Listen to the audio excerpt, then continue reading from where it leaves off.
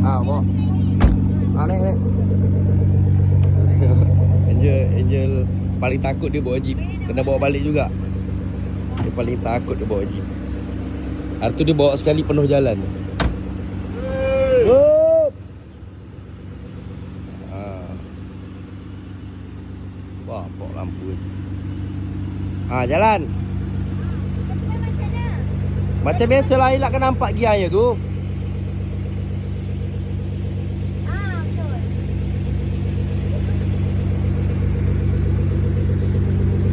Takut dia bawa jeep.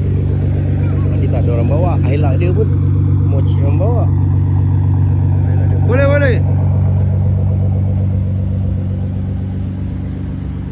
Padahal ini kereta lembut yang sedap.